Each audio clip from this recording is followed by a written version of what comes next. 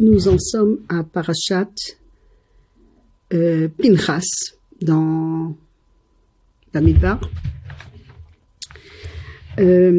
Yifkod Hashem Elokei Haruchot Lechol Basar Ish Al Haeda. Chapitre 27, verset 16. Que Hashem, le Dieu des Ruchot, des esprits, Lechol Basar de toute chair, assigne un chef Al Haeda sur l'ensemble de la communauté.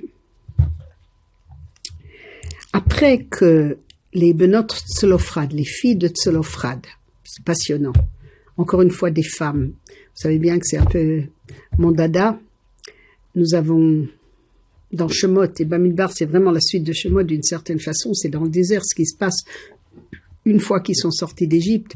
On voit que les femmes n'ont pas fait la faute du veau d'or, on voit que les femmes ont donné tous leurs bijoux pour le Mishkan, pour le tabernacle.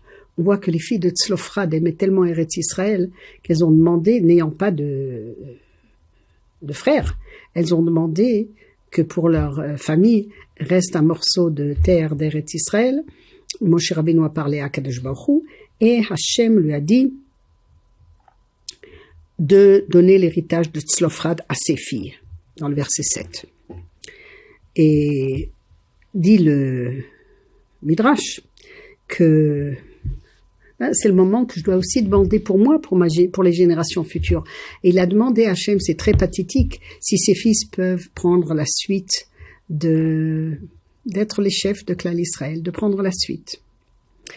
Et Hachem lui a répondu, non, tes fils non, ils sont pas assez au niveau, et ce sera Yoshua qui est toujours resté auprès de toi, Gadol Shimusho Yoter Milimudo, et qui deviendra le chef après toi. Et les rabbanim se posent la question. Si les fils avaient le niveau, pourquoi Hachem aurait dit non? S'ils n'avaient pas le niveau, pourquoi Moshe ne s'en rendait pas compte et pourquoi il a demandé quand même pour ses fils? On peut dire que le sang est plus épais que l'eau, mais enfin c'est Moshe Rabbeinu quand même.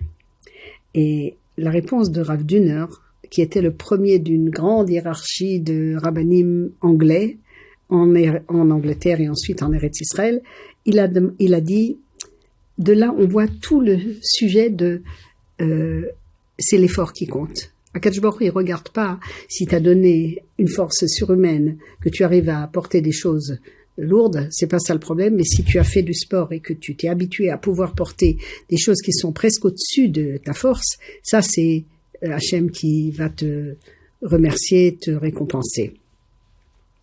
Donc, dans sa grande modestie, Moshe Rabbeinu, il n'a jamais cru qu'il valait quelque chose. Il savait qu'il avait reçu en cadeau d'Akadosh Baruch Hu tout ce qu'il a. Donc il a pensé que de la même façon, Hachem donnera à ses fils. Donc pourquoi pas ses fils devenir grands après lui? Mais c'est pas comme ça. Parce qu'en vérité, Moshe Rabbeinu, il avait fait des efforts surhumains. Yoshua, il a fait des efforts surhumains. Alors Hachem lui a dit, regarde, c'est celui qui a fourni des efforts surhumains qui va devenir chef après toi. C'est pas je t'ai donné, mais après ce que je t'ai donné, tu as quand même fait des efforts. Et de là, on apprend vraiment que la même chose, quand tu fournis des efforts pour étudier la Torah, même si tu n'es pas le plus génial, mais à la fin, c'est toi qui auras le plus de succès. Parce que Akadosh Baruch Hu, il apprécie celui qui fournit des efforts et il compte les efforts comme une réussite. Ça, c'est la première chose qu'on apprend du début de la paracha qui est tellement belle. Ensuite, on a un très beau pérouche du Or Yahel. Le Or Yahel, c'est Rav Yehuda Leib Chassman, qui est un grand, il est né près de Vilna, et il a été un des élèves proches du Sabbat de Kelm, le Rachaz, Rav Simcha Zissel de Kelm, qui était lui-même un descendant de tout le mouvement du Moussar, un des grands du mouvement du Moussar, et il a tiré aussi de la paracha un moussar extraordinaire. Vayas Moshe kasher tziva Hashem oto, vayikach et Yoshua, vayamidehu lifnei Elazar HaKohen velifnei kol haeda. Chapitre Kaf Zayin 27, verset 22. Kaf Bet. Moshe a fait comme Hashem le lui avait dit. Il a pris Yoshua il l'a mis devant Éléazar le Cohen, le fils de Aaron Cohen, et devant toute la communauté. Et qu'est-ce que ça veut dire, il l'a mis devant? Alors Rashi explique, au nom du Sifri, qui est un midrash halachique, mais qui est un midrash de Bamidbar, que Moshe a eu besoin de persuader Yoshua d'accepter d'être le guide de Israël. Vous savez, un chef, il doit être un ave, il doit être humble. Et alors, quelqu'un qui est humble, il veut pas accepter. Alors Moshe l'a persuadé. Comment il l'a persuadé? En lui disant, tu vas recevoir une grande récompense si tu deviens un dirigeant de Israël. C'est une grande récompense. Alors Rav Yehuda Leib Hassman, le grand maître du Moussar, il dit comment est-ce que Yoshua a pu être convaincu, ou surtout comment Moshe a pu convaincre Yoshua en lui promettant des récompenses. Ça a l'air d'être fou. Est-ce qu'on n'apprend pas dès le début de Pirkei Avot, Al tihu ke'avadim ha'meshamshim et harav al menat lekabel pras, et la hevu ke'avadim ha'meshamshim et harav shelo al menat lekabel pras. Il faut servir Hachem, pas pour recevoir une récompense, mais le Shem Shamaim complètement. Alors pourquoi ce serait ça qui aurait convaincu Yoshua? Il répond quelque chose de très très beau. Il dit, d'ailleurs le Gaon de Vilna dans Even Shlomo pose la même question, et il répond très très joliment. Il nous dit, il nous enseigne quelque chose de très très profond, que le sabbat de Kelm, le Rachaz, il disait que la récompense dans ce monde, c'est pas la même que dans le monde futur. Dans ce monde, une récompense, c'est de la glace à la crème, et c'est du gâteau au chocolat, ce que vous voulez, j'en sais rien. Et dans le monde futur, comme il y a marqué dans Pirkei Avot, c'est un drash, c'est pas un pshat, mais srar mitzvah mitzvah. La récompense du mitzvah, c'est d'avoir l'opportunité de faire une autre mitzvah.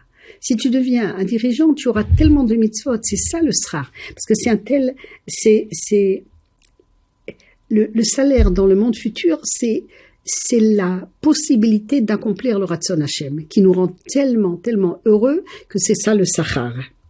C'est-à-dire que les mitzvot n'ont été donnés à Bnei Israël que pour nous, il y a marqué dans la Gemara, que pour purifier notre cœur. Et de ce fait, c'est très très intéressant parce que le salaire, c'est justement d'avoir la possibilité, l'opportunité d'avoir d'autres mitzvot. Et celui qui s'attache aux mitzvot pour recevoir un salaire, c'est mieux que rien. Mais c'est une erreur parce que le salaire, c'est de s'attacher aux mitzvot. Et ça, c'est très très très très beau. D'accord? Ça, c'est une autre chose. Et puis ensuite, on a... attendez, je vais vous dire encore qu'est-ce qu'on a. On a des choses extraordinaires.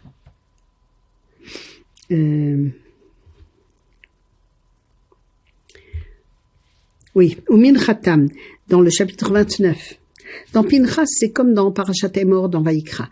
Vaïkra, dans la Parashat Emor, on nous parle des sacrifices. Pardon, des fêtes.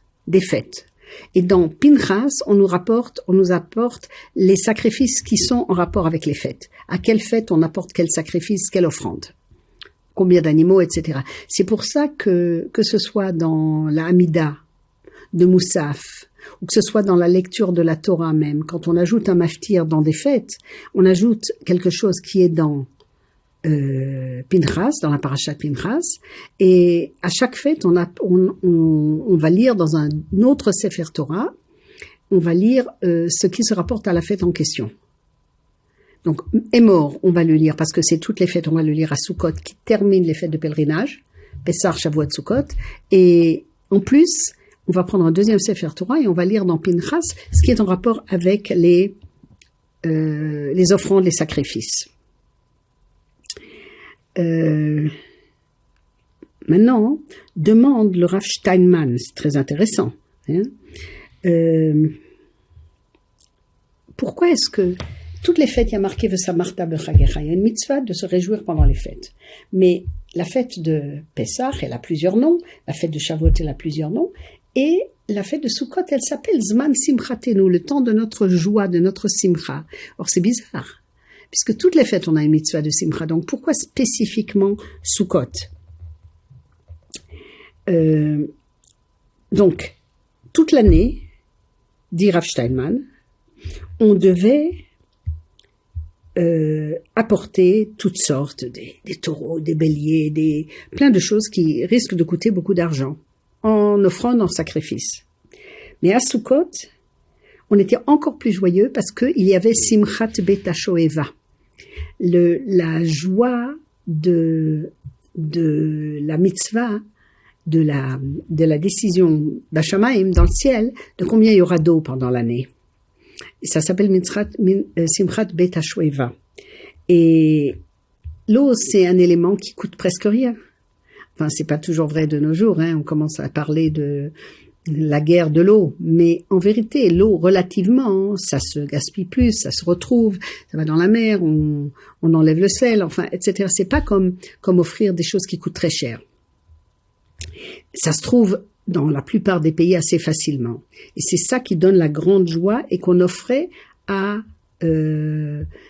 Sukkot. On raconte que le prophète Yona, il a eu sa prophétie à un moment de Simcha Gdola, pendant la Simchat Bet HaShoeva, qui est pendant le Chol HaMoed de Sukkot, où tous les soirs il y a des chants et des danses. Il faut être en Eretz Israël pour entendre ça, mais c'est dans le monde entier, un petit peu.